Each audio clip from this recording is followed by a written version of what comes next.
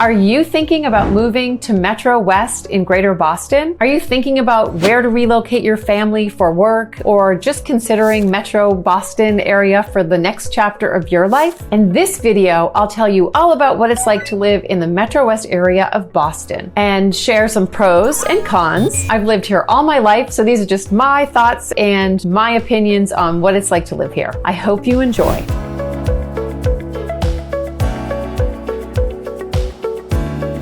I'm Jane. Welcome to my channel, Living in the Boston Suburbs. I'm a realtor in Wellesley, and my channel is all about Metro West to help you understand what our suburbs are like, what your life would be like if you relocate here, and to give you some sense of the real estate market. So if you're thinking about moving, please give me a call. I've been delighted to help numerous families that have found me here on my YouTube channel to help them find the community that works best for them and help them find a home in what's continuing to be a very tight real estate market. But let's dive in. So what does Metro West mean? Metro West refers to the towns just outside of Route 95, which makes a loop around Boston, and includes all of those towns between 95 West about to 495. Some pros of living in Metro West is that you can get anywhere from here. You can get to the beach on the North Shore of Massachusetts or the South Shore of Massachusetts. My family has a home in Scituate, which is just about an hour from Wellesley, which is great in the summer. You can be on a beautiful beach called Wingersheek in southern New Hampshire, again, in just about an hour. That was where my kids used to go when they cut school and when they were seniors in high school. There's terrific areas like Cape Cod, which we call the Cape. You can be at the beginning of the Cape in an hour and a half and out to Provincetown in a little over 2 hours. And in the wintertime, it's great to go north to skiing in Waterville, Maine, or up to New Hampshire, or even to Vermont. So all of those things are certainly within 3.5 hours, and usually you can even get to decent skiing in 2.5 hours. Now here's the con of living in Metro West. We live in a very expensive real estate market. The average home price in January of 2024 in my hometown of Wellesley is just about $2 million. Youch. So the good news is there are other suburbs in Metro West, well, I don't want to say cheaper houses, but better value. You can definitely find large homes between $1.3 and $1.6 million that might just work for your family. Just this month, I had a family that started looking in Natick and Wellesley, close on a house in Southborough for $1.3 million, which was a beautiful 3,500 square foot home with a pool in an estate area, a development that was built in the 90s. So that home in Wellesley would definitely be $2 million.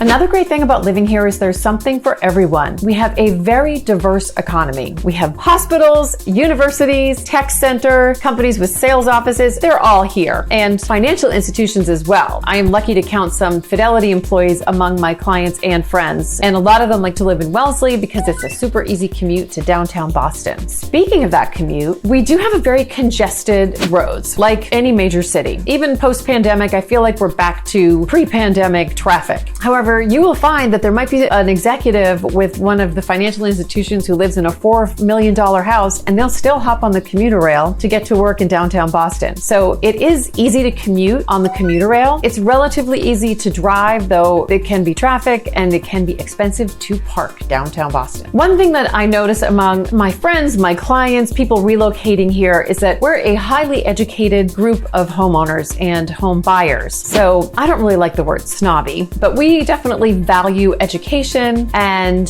some people might call that snobby. But people here are highly focused on education. And in the very first video I ever put on my YouTube channel, I told a story about my husband and I going to a preschool information session for our 3-year-old twins, and some woman making some remark about her child being gifted, and we both said at the same time, well, all our children in Wellesley are gifted, which we laugh about to this day, but mentality is that we want the best for our kids, and we think the best education better start with preschool, and there is a lot of pressure here for those kids in high school to get into prestigious colleges. Now, I don't think that's exclusive to my community of Wellesley. I think it's true of all these towns, and I do feel like these kids are under way more pressure to pick the right school or get into the right school than way back when I was applying to college, or even when my 31-year-old was applying to college. I think it's getting worse. So that is a con. So when we're talking about schools, one of the great things about living in Metro West is our outstanding public schools. And there are a number of online services that can tell you how the different schools are ranked and rated. Niche.com is a great one. And a lot of our towns get an A+ rating for the public schools for the quality of education, the community. And I also refer people to Boston Magazine because I always say the top 15 schools they're always shifting position. So I don't think there's a huge difference between the Lexington math department for the high school and the Weston math department at the high school. But if people want to really parse some of those details and look at scores, I refer them to the Boston Magazine ranking, which comes out each year. One of the things that I love to tell prospective buyers who are relocating here from other places is that they are going to find it easy to get plugged into their community. I know New Englanders have a reputation for being a little reserved and cold, but I really feel like that is evolving a little bit as there are more transplants here. So I have a number of friends who moved here for jobs 15, 20 years ago, and they've never had family here. So their families have become their friends. And also there's lots of ways for people to get plugged into the community when they do come here. So for example, for young mothers, there's social groups, like there's one in Wellesley called the Wellesley Mothers Forum, which has great support, education, and a social piece for people who are relocating here. Every town has a newcomers club, which then evolves into a postcomers club. And with these active PTO and involved parents at elementary schools, people with kids in elementary school can get plugged in pretty easily. So for some of my clients that move here with older kids or maybe kids who are grown and gone, that's a little bit of a challenge. I don't care if you're moving here or Wisconsin. But again, there are social organizations, or usually I can find something they're interested in that will help them get plugged into the local community. So let's talk about the weather. In Vermont, we have a fourth season called mud season, which is when things start to melt, the leaves haven't bloomed or turned green, and that can be like that here around February and March. But fall is beautiful. We can have beautiful snow in the winter, and we can have gorgeous summer days. However, a con is it can be hazy, hot, and humid in the summer. You can sometimes feel like you're in Atlanta, though you might laugh at me if you really do live in Atlanta. What we think of as hot and humid. And then in the winters, it can be quite cold. One thing that I've noticed that's changed since when I was a kid is that it is way hotter for longer. And it was not unusual when I was a kid for people to not have central air conditioning in their homes. We didn't even have it in our car till I was about 15. And it wasn't that bad. I don't think anybody can survive without it now. And in regard to cold, we see temperatures that can be like this Sunday, it was 12 degrees at 8 o'clock on Sunday morning.